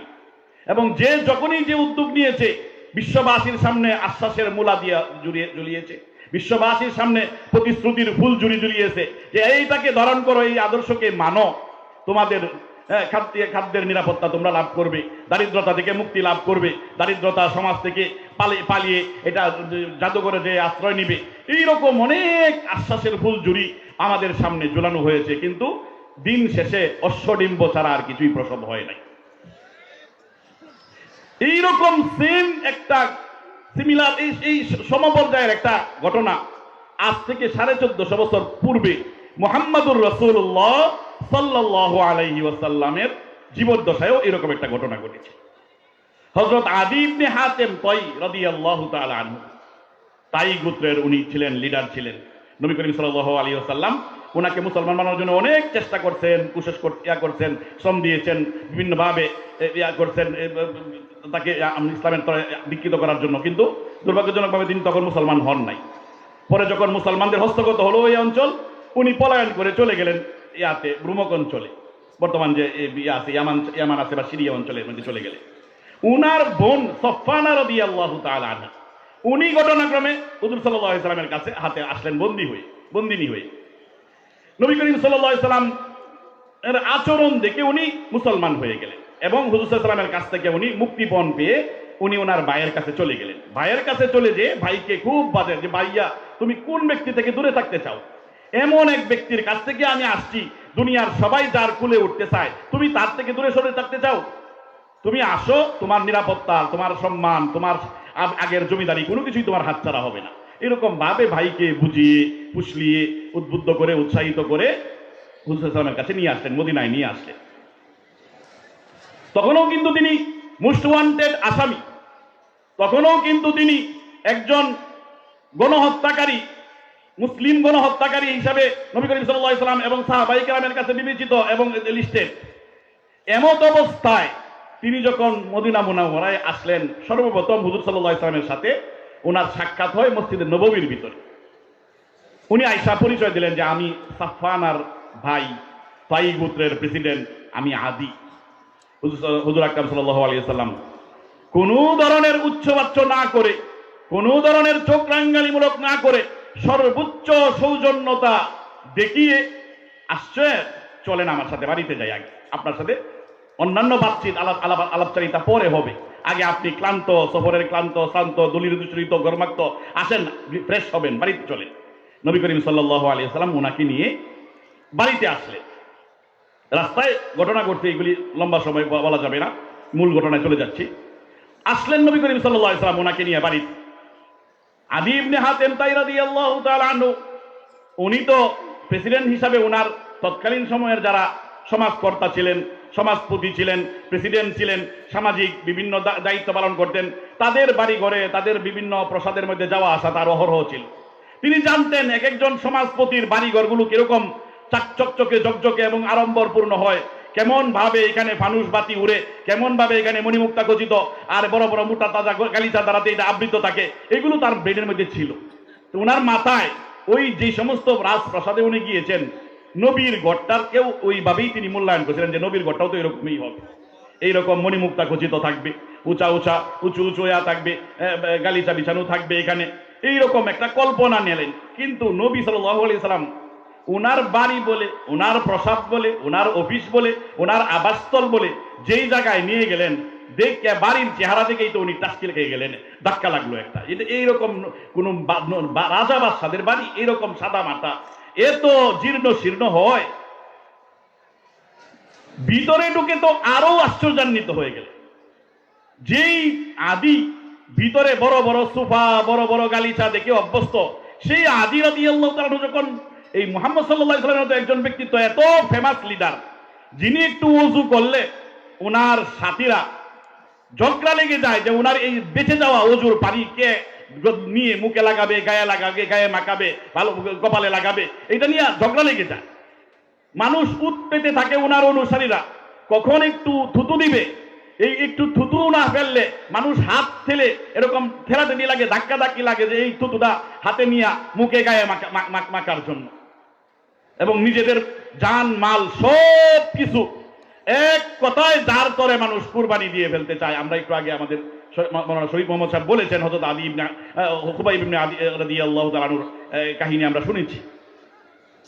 এত ফেমাস, এত জনপ্রিয় এবং এত বিশাল মানুষের ভক্তি শ্রদ্ধায় নন্দিত একজন সমাজপতির বাড়ির ভিতরের আসবাবপত্র কিরকম হতে পারে, ওনার স্বাভাবিক আগের অন্যান্য প্রসাদগুলো দেখে ওনার মাথার মধ্যে ছিল যে একবারে আড়ম্বরতার চূড়ান্ত বহিঃপ্রকাশ থাকবে। কিন্তু রুমের মধ্যে ঢুকে উনি একবারে ভেবাচেকা খেয়ে গেলেন। সারা রুমের মধ্যে একটা ছোট্ট খাটিয়া, একটা খেজুর পাতার ছাল বাকল দিয়ে কোনো মতে করা ভরা একটা বালিশের মতো, আর কোনো আসবাবপত্র নাই। নবী করিম সাল্লাল্লাহু আলাইহি ওয়াসাল্লাম ওনাকে এই রুমের মধ্যে যে এই বালিশটা ঢিল মারলেন ওনার দিকে, যে আদি আপনি মোস্ট ওয়ান্টেড আসামি হতে পারেন আমাদের, আপনি কিন্তু এখন আপনি আমার ঘরে, আপনি আমার অতিথি, আমার মেহমান, আপনি আমার মেহমান হয়ে এসেছেন, সুতরাং মেহমানকে সম্মান করা এটা আমার ইসলামের দায়িত্ব। নেন, আমার ধর্ম, আমার আদর্শ আমাকে শিক্ষা দিচ্ছে আপনাকে সম্মান করা, আপনাকে আতিথেয়তা করা যথাযথভাবে। আপনি বসেন, আপনি এটা বসারও বেশি উপযুক্ত। আদী ইবনে হাতেম তাই বলে কি লোকটা যেই রাজা বাদশার সামনে চোখ তুলে তাকালে চোখগুলো উপড়ে ফেলার মতো বিধান ছিল রাষ্ট্রীয়ভাবে। রোমক সাম্রাজ্যের, পারস্য সাম্রাজ্যের রাজাদের দিকে চোখ তুলে নিম্ন শ্রেণীর লোকেরা তাকাইলে যদি চোখ তুলে কথা বলতো তাহলে এরকম ভাবে তাদের চোখ উপড়ে ফেলা হতো। এটা বিধান ছিল, সরকারিয়া ছিল, রাষ্ট্রীয়ভাবে এটা আইন পাস করা ছিল। এটা শুধু ওইরকম না, আমাদের দেশের মধ্যে এরকম আছে, শুনলে আপনাদের বাপদাদার কাছে আমরা শুনছি যে অনেক জমিদারদের বাড়ি ঘরের সামনে দিয়া ছাতি মাথা দিয়ে যাওয়া যাইতো না, জুতাগুলি খুললিয়া এরপরে ইয়ার মধ্যে নিয়ে বাহাতলে নিয়ে এরপরে খালি পায়ে যাওয়া লাগতো। এরকম চর্চা এই জাতীয় মানুষ হয়ে মানুষকে দাসত্বের শৃঙ্খলে আবদ্ধ করে রাখার এই যে পাশবিকতার চর্চা, এটা ওই সময়ই ছিল এরকম না, এই এখনো কিছুদিন আগেও ছিল। একমাত্র ইসলাম এসে দুনিয়ার সমস্ত মানুষের সমস্ত ভেদাভেদকে আক্ষরিক অর্থেই নির্মূল করে দিয়েছে। এই আদি ইবনে হাতেম রাদিয়াল্লাহু তাআলা আনহু উনি যখন দেখলেন যে যেই রাজা বাদশার চোখের দিকে তাকিয়ে কথা বলা যায় না, আর ওই আমি এমন এক রাজার সামনে দাঁড়িয়ে রয়েছি যিনি নিজে নিজের সিংহাসনে না বসে, আমি একজন আসামি ব্যক্তি, আমাকে বসার জন্য উনি নিজের হাতে এইরকম ভাবে ওনার চেয়ারটা এগিয়ে দিচ্ছে। উনি বললেন যে এইটা তো কোনো রাজা বাদশার আচরণ না, নিশ্চয়ই অন্য কোনো মহামানব ছাড়া এটা কারো দ্বারাতে হতে পারে না। কিন্তু আদি ইবনে হাতেম উনি বললেন না, আপনি মহান নেতা, আপনি মহান এই অঞ্চলের কর্ণধার, আমি এই বেয়াদবি করতে পারি না। উনি বললেন আপনি বসেন। আদি ইবনে হাতেম নবীর দিকে আবার ঠেলে মারলেন। হুজুর সাল্লাল্লাহু আলাইহি ওয়াসাল্লাম আবার তার দিকে ঠেলে মারলেন। এরকম ভাবে ঠেলাঠেলি চলতে লাগলো। আদি ইবনে হাতেম রাদিয়াল্লাহু তাআলা আনহু বলেন, অবশেষে আমি পরাজিত হয়েছি নবীর এই ঠেলাঠেলির সামনে, পিরাপিরির সামনে। আমি গাদিতে বসেছি আর নবী সাল্লাল্লাহু আলাইহি ওয়াসাল্লাম সাধারণ এই মাটিতে বসে আমার সাথে কথাবার্তা বলতে লাগলেন। নবী করিম সাল্লাল্লাহু আলাইহি ওয়াসাল্লাম কথাবার্তা যখন শুরু করলেন ওনার সাথে, এই তখন ওনাকে কয়েকটা কথা বলছিলেন। আদি ইবনে হাতেম উনি বলতেছিলেন যে কথাগুলি যখন আমি শুনছিলাম, পারিপার্শ্বিক যে পরিস্থিতি ছিল ওই পরিস্থিতির আলোকে আমার কাছে মনে হচ্ছিল যেগুলি পাগলের প্রলাপ, এগুলো দিবা স্বপ্ন, এগুলো হচ্ছে অসম্ভব পরিকল্পনার কিছু এরকম কথাবার্তা। আসলেই বাস্তবে এটা রূপায়ণ হতে পারে, বাস্তবে এটা পাওয়া যাবে, এটা আমার কাছে অবিশ্বাস্য, আমার কাছে কোনোভাবেই বিশ্বাস মনে হচ্ছিল না। উনি আমাকে যে সমস্ত কথাগুলি বললেন এর মধ্যে একটা কথা উনি বললেন, লাআল্লাকা ইয়া আদি ইমনাউকা আনিদ দুখুলি ফি দীনিল্লাহ মা তারা ফিল মুসলিমিনা মিনাল হাজ। আদি, তুমি যে দ্বিধাদ্বন্দ্বে পড়ে রয়েছ, তুমি যে সিদ্ধান্তহীনতায় ভুগতেছ, তুমি যে ভালো করে এখনো পর্যন্ত স্থির করতে পারছো না যে মুসলমান হবে কি হবে না, এটা সম্ভবত এই কারণে যে মুসলমানদের মধ্যে তুমি দেখছো মুসলমানেরা এখন দারিদ্রতার জাতাকলে নিষ্পিষ্ট হচ্ছে। চতুর্দিকে দারিদ্রতার ছড়াছড়ি, অভাব অনটন এরকম ভাবে চতুর্দিক দিয়ে চেপে বসেছে। আদি, জেনে রাখো আমি এমন এক সমাজ ব্যবস্থা, ইনসাফপূর্ণ অর্থ ব্যবস্থা এই বিশ্ববাসীর জন্য আল্লাহর পক্ষ থেকে আমি নিয়ে এসেছি। এই সমাজ ব্যবস্থা, এই অর্থ ব্যবস্থা যখন দুনিয়ার মানুষ যথাযথভাবে চর্চা করবে, বাস্তবায়ন করবে, আদি তুমি দেখতে পাবে যে এই আদর্শ বাস্তবায়ন করার জন্য, এই নীতি চর্চা করার জন্য, আমার এই ধর্মের এই বিধান পালন করার জন্য দেখতে পাবে যে মানুষের মধ্যে অর্থবিত্ত এমন ভাবে উপচে পড়বে, মানুষ হন্যে হয়ে খুঁজবে যে দরিদ্র ব্যক্তির কাছে ধনসম্পদ দেওয়ার জন্য, কিন্তু সমাজের মধ্যে চষে বেড়াবে, কিন্তু একটা দরিদ্র লোক খুঁজে পাবে না তার ধনসম্পদ ধারণ করার জন্য। আদি ইবনে হাতেম বলতেছেন, এটা কি কয়, পাগলের কি কয়, বাড়ি ঘরের মধ্যে ভাঙ্গাচোরা বেড়া, ঘরের মধ্যে কোনো কিছু নাই, খাওয়ার কোনো ইয়া নাই, এক বেলা খাইলে তিন বেলা উপস্থাপন লাগে, এই লোকে বলতেছে এমন যে গরিব খুঁজে পাওয়া যাইতো না, উনার কাছে অবিশ্বাস্য লাগে। আবার বললেন, আদি লাআল্লাকা ইন্নামা ইয়ামনাউকা ফি দুখুলি আনিল ইসলাম মা তারা ফিল মুসলিমিনা মিনাল ফাওদা আল আমনিয়া। যে আদি, তুমি হয়তোবা মুসলিম হইতে যে সিদ্ধান্তহীনতায় ভুগতেছ, অস্থিরতায় ভুগতেছ, এই কারণে যে মুসলমানদের মধ্যে এক ধরনের সামাজিক নৈরাজ্য, এই দিক দিয়ে হামলা করতেছে, সে এই দিক দিয়ে হামলা করতেছে, এই দিক দিয়ে মুসলমানদেরকে ইয়া করবে, ভয়ে তটস্থ হয়ে রয়েছে, এমন এই কারণে। আদি, জেনে রাখো আমি এমন এক জীবন আদর্শ এই বিশ্ববাসীর জন্য উপহার হিসাবে আল্লাহর পক্ষ থেকে নিয়ে এসেছি, ওহীর মাধ্যমে, প্রত্যাদেশের মাধ্যমে প্রাপ্ত হয়েছি। মানুষ যখন এই আদর্শকে বাস্তবায়ন করবে, লা তারায়ান্না যাইনাতা তাখরুজু মিন সানআ মিনাল হিরাতি আও মিনাস সানআ ওয়া তাআতি ইলাল বাইত ওয়া তাতুফু বিহি সুম্মা তারজিউ ইলাইহি ইলা বালাদিহা ওয়া লাম ইয়ানজুর ইলাইহা আহাদুন। আদি, এমন এক আদর্শ আমি সমাজ ব্যবস্থা এই বিশ্ববাসীর জন্য আল্লাহর পক্ষ থেকে নিয়ে এসেছি। মানুষ যখন এটা সমাজের মধ্যে যথাযথভাবে পালন করবে, সত্যিকার অর্থে এটাকে মানুষ যখন ফলো করবে, অনুসরণ করবে, দেখবে একজন একাকিনী রমণী সেই সুদূর 1000 মাইল দূর থেকে হীরা সনআ নগরী থেকে এই আল্লাহর ঘর তওয়াফ করার জন্য আসবে। একাকিনী রমণী তওয়াফ করবে, আবার তার আপন নিরে ফিরে যাবে। তাকে উত্তক্ত করবে তো দূরের কথা, তার দিকে একজন কেউ বাঁকা দৃষ্টিতে কেউ একজন লোক তাকিয়েও ফিরেও তাকাবে না। আদি, তুমি হয়তো মুসলমান হওয়ার ব্যাপারে আমাদের বাসায় দুগুর বুগুর করতেছো, সিদ্ধান্তহীনতায় ভুগতেছো। তুমি দেখতেছো যে মুসলমানরা সামাজিক ভাবে অত্যন্ত সামরিক ভাবে অত্যন্ত পিছিয়ে রয়েছে। পৃথিবীর পরাশক্তিগুলো তাদেরকে খাবলে খাওয়ার জন্য নানাভাবে প্রথম বিভিন্ন সময়ে তাদের উপর ঝাঁপিয়ে পড়ার জন্য উৎসুক হয়ে রয়েছে, নানাভাবে হুমকি ধুমকি দিচ্ছে। আদি, আমি এমন এক জীবন ব্যবস্থার প্রবর্তক, এমন এক জীবন ব্যবস্থা আল্লাহ পাক আমাকে দিয়েছেন। এই জীবন ব্যবস্থা যখন মুসলমানেরা আপন করে নিয়ে এটাকে চর্চা করবে, দেখবে যে সেই মাদায়ানের রাজপ্রাসাদে কিসরার রাজপ্রাসাদ মুসলমানদের পদানত হয়ে যাবে। সেখানে কালিমার পতাকা লা ইলাহা ইল্লাল্লাহ মুহাম্মাদুর রাসূলুল্লাহর পতাকা পতপত করে উড়বে। আদি ইবনে হাতেম তাই রাদিয়াল্লাহু তাআলা আনহু হুন্না কই কি তো পাগলে কিতা কই, এটা ঘর থেকে বারামতে একটু কাশি দিতে পারে না, জাইরা কাশতে পারে না, ভয়ে যে এই আসবে পারস্যরা রোমকরা আইসা খেয়ে ফেলবে, ধরে ফেলবে। উনি বলে আবার উনি নাকি আবার ওই মাদায়ানের মধ্যে কিসরার রাজপ্রাসাদ দখল করবে। উনার কাছে অবিশ্বাস্য। উনি বলছেন, আপনি কোন কিসরার কথা কইতাছেন? কিসরা ইবনে হরমুজ। আপনি কি কিসরা ইবনে হরমুজের কথা বলতেছেন? যেই কিসরার ইবনে হরমুজের নাম শুনে মানুষ তরতর করে কাঁপে, বাঘের ভয় পায় না, সিংহের কথা বললে মানুষ ভয় পায় না, বাচ্চারা ঘুমাতে চায় না, জেগে উঠে খেলতে চায়। আর কিসরার কথা বললে একটা সাধারণ মানুষও ভয়ে কম্পমান হয়ে ঘুমিয়ে যায় বা ঘুমের ভান পড়ে থাকে। এমন ওই কিসরা ইবনে হরমুজের বাড়ি ঘর আপনি দখল করে নেবেন, এইটার কথা বলতেছেন? নবী করিম সাল্লাল্লাহু আলাইহি ওয়াসাল্লাম বললেন, নাম, হ্যাঁ, তুমি যাকে ধারণা করছো সেই কিসরা ইবনে হরমুজ, অজেয় কিসরা, মহাবীর কিসরা, যাকে মানুষ স্মরণ করলেও কেঁপে ওঠে, সেই কিসরার রাজপ্রাসাদ একদিন মুসলমানদের পদভারে প্রকম্পিত হবে। আদি ইবনে হাতেম তাই রাদিয়াল্লাহু তাআলা আনহু উনি বললেন যে এই যে তিনটা কথা বললো, উনি একটা কথাও তৎকালীন পারিপার্শ্বিক পরিবেশের দিকে তাকালে বিশ্বাস হওয়ার মতো কোনো যৌক্তিকতা নাই, কোনো ধরনের সম্ভাবনা নাই। কিন্তু আদি ইবনে হাতেম তাই বলতেছেন যে আমি স্বয়ং নিজে দেখছি কাবা শরীফের মধ্যে সেই হীরা থেকে মহিলা আসছে, এসে কাবা শরীফ তওয়াফ করে আবার চলে গেছে, তার দিকে কেউ ফিরেও তাকায় নাই। আর কিসরার ব্যাপারে আমি সন্দিহান ছিলাম। আমি প্রথম সারির বাহিনীর মধ্যে ছিলাম যারা কিসরার রাজপ্রাসাদের মধ্যে প্রথম জায়গা দখল করছে।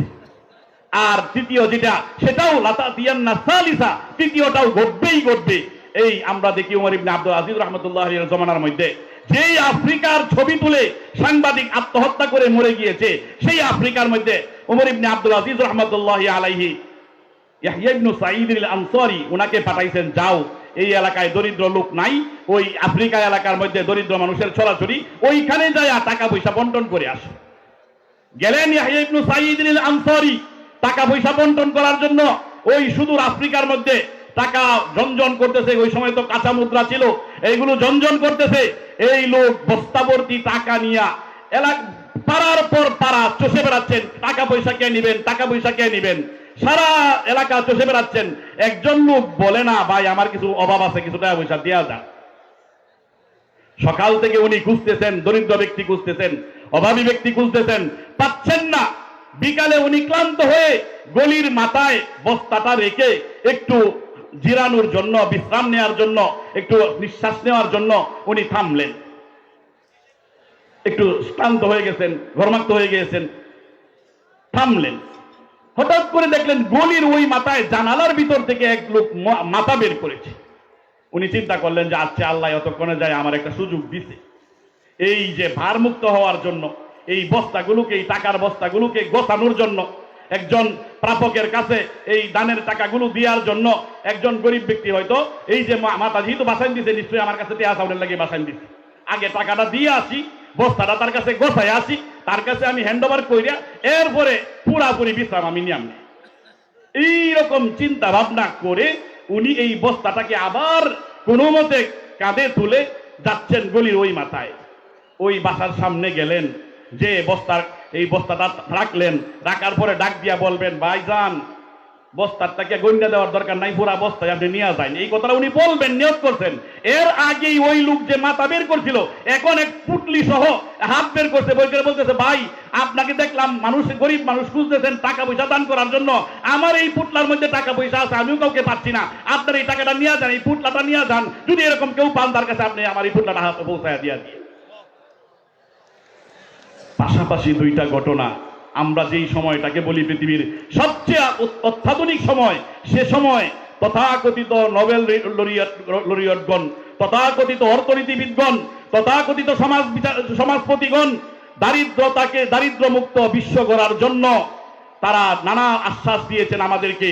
দিন শেষে আমরা আজকের লেটেস্ট পত্রিকার আজকের নিউজ, বাংলাদেশ প্রতিদিনের নিউজ দেখেন যে দারিদ্রতার কষাঘাতে মানুষের হয়েছে, জিডিপি বেড়েছে, শুভঙ্করের ফাঁকি। আমরা 50 জন এলাকার মানুষ, 20 জন 30 জন আছে রিক্সার ড্রাইভার, আর 20 জন আছে ব্যবসায়ী। এখন 20 জনের ব্যবসায়ীর আয় আর 30 জন রিক্সার ড্রাইভারের আয় তো এক হবে না। এখন এলাকার মধ্যে করতেছে কি, সবাই মিললে 50,000 টাকা আয় করছে, ব্যবসায়ীরা করছে 45,000 টাকা, আর 30 জন রিক্সাওয়ালা মিললে করছে মাত্র 5,000 টাকা। এখন এইটারে আমরা 50-এর মধ্যে গুণ বাগ দিলাম, দেয়া বললাম মাথা পিছু আয় এক একজনের 10,000 টাকা করে।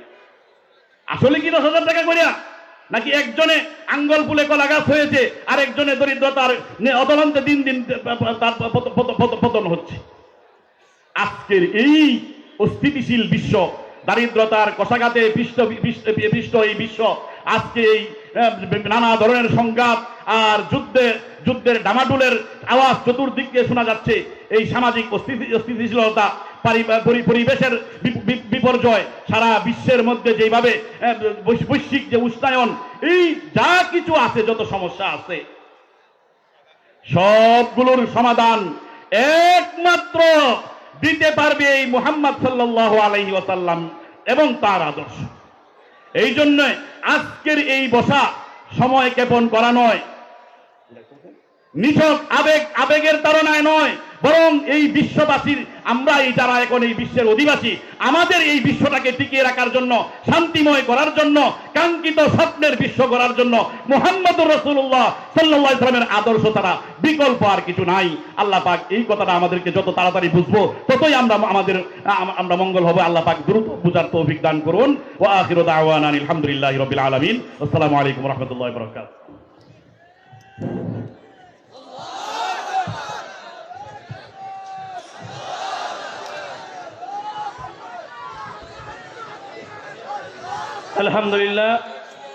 আলহামদুলিল্লাহ 2 দিন ব্যাপী সিরাতুন নবী সাল্লাল্লাহু আলাইহি ওয়াসাল্লাম মাহফিলের প্রথম দিনের আজকে শেষ অধিবেশনে গুরুত্বপূর্ণ বয়ান পেশ করছেন হযরতুল আল্লাম হযরত মাওলানা মুফতি নজরুল ইসলাম কাসিমি দামাত বারাকাতুহু। আসসালামু আলাইকুম ওয়া রাহমাতুল্লাহি ওয়া বারাকাতুহু। الحمد لله الذي لا تراه العيون ولا تخالطه الظنون ولا يصفه الواصفون ولا تغيره الحوادث ولا يخشى الدوائر، يعلم مثاقيل الجبال ومكائل البحار وعدد قطر الأمطار وعدد ورق الأشجار وعدد ما أظلم عليه الليل وأشرق عليه النهار، ولا تؤاري منه سماء سماء ولا أرض أرضا ولا بحر ما في قاري ولا جبل ما في واري. والصلاة والسلام على حبيبنا وحبيب ربنا مصطفى مجتبى الذي أعطاه خلق آدم، معرفة شيش، شجاعة نوح، خلة إبراهيم، لسان إسماعيل، رضا إسحاق، فصاحة صالح، حكمة لوط، बुशरा याकूब, सब्र अयूब, तौत यूनुस, जिहाद यूशा, सौत दाऊद, हुब्ब दानियाल, वक़ार इलियास, जुहद ईसा, कुव्वत मूसा, हैबत सुलैमान व इल्म खिदिर सल्लल्लाहु अलैहि व अला आलिहि व अस्हाबिहि व अतबाइहि सलातन व सलामन कसीरन कसीरा। अम्मा बादु फ़अऊज़ु बिल्लाहि मिनश शैतानिर रजीम। बिस्मिल्लाहिर रहमानिर रहीम। वमन आरद अन ज़िक्री फ़इन्न लहू मईशतन दंका वनहशुरुहु यौमल क़ियामति अअमा। वक़ाल जल्ल जलालुहु वइन तुतीऊहु तहतदू। वक़ाल रसूलुल्लाहि सल्लल्लाहु अलैहि वसल्लम अनिल्लाहि तबारक व तआला अहलु शुक्री अहलु ज़ियादती